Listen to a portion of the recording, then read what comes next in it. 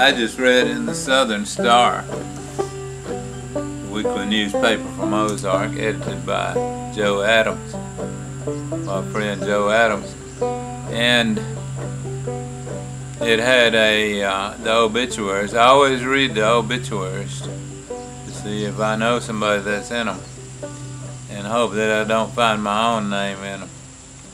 Anyway, I found out that Dr. Norman Holeman had passed away. He was quite an icon in Ozark, and he was my doctor when I was little. If something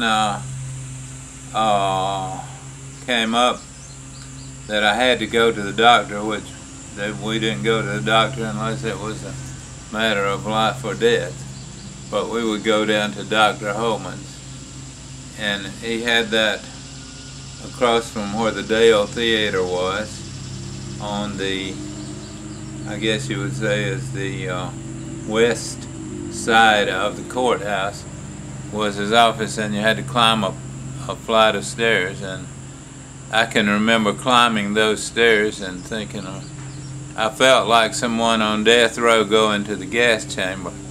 Man, did I dread that. And when you got about halfway up, you could smell the needles being sterilized. They would sterilize them in alcohol, and Dr. Holeman's nurse would do that. I knew that one of them had my name on it. Boy, I hated it. I was scared of that. But a few times I was kind of glad to get to the doctor. I had a few episodes. One time when I was very little, I figured that bees needed feeding too. Daddy kept several hives of bees in the back. And I would feed the chickens, so I said, well, the bees would appreciate a little food too. So I got out there in front of the hive, and I was shelling corn and throwing it up in there. Well, you know what the bees would do when that happens. So they came out and kind of wrapped me up, and a lot of them stung me, and several of them stung me in a very inconvenient place. So they had to take me down to Dr. Holeman's. In fact, I like to have died. I swelled up like a barrel. Anyway, I remember going there for that.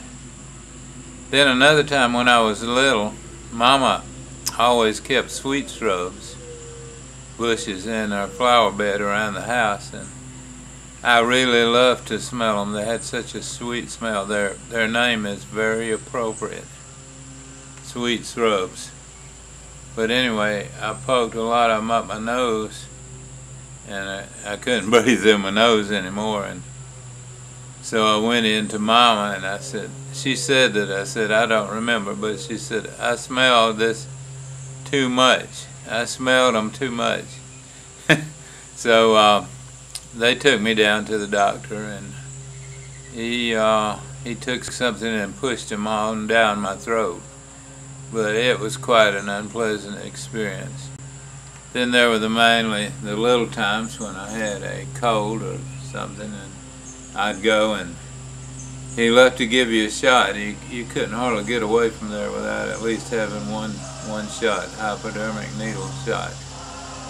And I think they had bigger needles back then, but I sure remember it.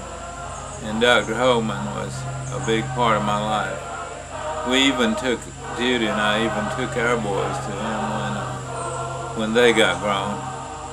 A few times we were down in Ozark, and Dwayne got some kind of allergy and swelled up. And we went by Dr. Holeman's house that night, and he gave him something and got all right. So I guess it wasn't those anaphylactic shock type of things that you keep hearing about. I reckon that at that time you didn't hear much about anaphylactic shocks. The medical profession, you know, they invent new terms and new diseases and new medicines because they have to make more money. You know, it's really just packaging. At one time people just got sick and died, or got sick and got well. But now you have to have something when you get sick. You can't just get sick and that be it. But reading old medical records and old death records, you can see that they had various things of calling it back then.